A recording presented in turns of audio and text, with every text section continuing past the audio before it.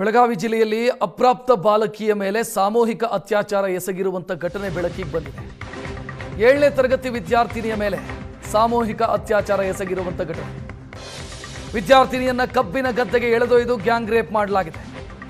ಮಣಿಕಂಠ ದಿನ್ನಿಮನಿ ಮತ್ತು ಈರಣ್ಣ ಎಂಬವರು ಈ ಕೃತ್ಯವನ್ನು ಎಸಗಿರೋರು. ಅತ್ಯಾಚಾರ ಮಾಡಿ ಬಾಲಕಿಯ ಕುಟುಂಬಸ್ಥರಿಗೆ ಜೀವ ಬೆದರಿಕೆಯನ್ನು ಹಾಕಿದ್ರಂತೆ ಇವರು. ನವೆಂಬರ್ 23ನೇ ತಾರೀಕು ನಡೆದಂತ ಘಟನೆ ಈಗ ತಡವಾಗಿ ಬೆಳಕಿಗೆ ಬಂದಿದೆ. ಸದ್ಯ ದೂರು ದಾಖಲಿಸಿಕೊಂಡು ತನಿಖೆಗಿಳಿದಿದ್ದಾರೆ ಪೊಲೀಸರು. ಮುರಗೋಡು ಠಾಣೆ ಪೊಲೀಸರಿಂದ ಆರೋಪಿಗಳಿಗಾಗಿ ಸದ್ಯ ಹುಡುಕಾಟ ನಡೀತಾ ಇದೆ. 7ನೇ ತರಗತಿಯ ಬಾಲಕಿಯನ್ನ ಕಬ್ಬಿನ ಗದ್ದೆಗೆ ಎಳೆದೊಯ್ದು ಸಾಮೂಹಿಕವಾಗಿ ಅತ್ಯಾಚಾರ ಮಾಡಿರುವಂತ ಘಟನೆ. ಹೆಚ್ಚಿನ ಡೀಟೇಲ್ ನೀಡೋದಕ್ಕೆ ನಮ್ಮ ಪ್ರತಿನಿಧಿ ಅನಿಲ್ ಫೋನ್ ಸಂಪರ್ಕದಲ್ಲಿ. ಅನಿಲ್, ಆರೋಪಿಗಳು ಸ್ಥಳೀಯರೇನಾ ಏನೋ ಹೆಚ್ಚಿನ ಡೀಟೇಲ್ ಏನು ಕೊಡ್ತೀರಿ ಇದಕ್ಕೆ ಸಂಬಂಧಿಸಿ? ಹೌದು ರಕ್ಷತ್, ಬೆಳಗಾವಿಯಲ್ಲಿ ಮತ್ತೊಂದು ಅಮಾನವೀಯ ಘಟನೆ ನಡೆದಿರುವಂತದ್ದು. 7ನೇ ತರಗತಿ ವಿದ್ಯಾರ್ಥಿನಿ ಮೇಲೆ ಇಬ್ಬರು ಕಾಮಕರು ಸಾಮೂಹಿಕ ಅತ್ಯಾಚಾರ ಮಾಡಿರುವ ಪ್ರಕರಣ ಇದೀಗ ತಡವಾಗಿ ಬೆಳಕಿಗೆ ಬಂದಿರುವಂತದ್ದು. ನವೆಂಬರ್ 23ನೇ ತಾರೀಕು ಈ ಒಂದು ಘಟನೆ ನಡೆದಿರುವಂತದ್ದು. ಮುರಗೋಡು ಪೊಲೀಸ್ ಠಾಣೆ ವ್ಯಾಪ್ತಿಯಲ್ಲಿ ನಡೆದಿರ್ತಕ್ಕಂಥ ಈ ಘಟನೆ.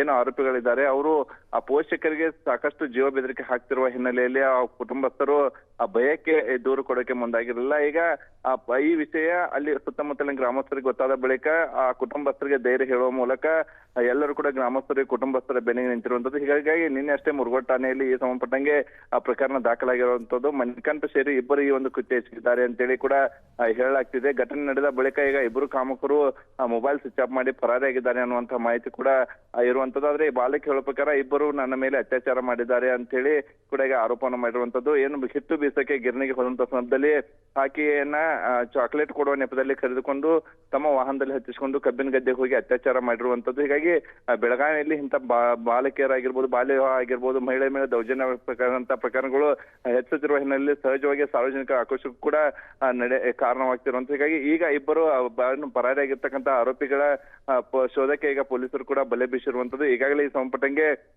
ಮುರಗೋಡು ಪೊಲೀಸ್ ಠಾಣೆ ವ್ಯಾಪ್ತಿಯಲ್ಲೂ ಕೂಡ ಈಗ ದೂರು ದಾಖಲಾಗಿರುವಂತದ್ದು. ಅದಕ್ಕೆ ವಿಶೇಷ ತಂಡವನ್ನು ಮಾಡಿ ಇಬ್ಬರು ಆರೋಪಿಗಳಿಗೆ ಈಗ ಪೊಲೀಸರು ಬಂಧಿಸೋಕ್ಕೂ ಕೂಡ ಈಗ ಮುಂದಾಗ್ತಿರುವಂತದ್ದು. ರಕ್ಷತ್, ಥ್ಯಾಂಕ್ ಯು ಅನಿಲ್ ಮಾಹಿತಿಗೆ.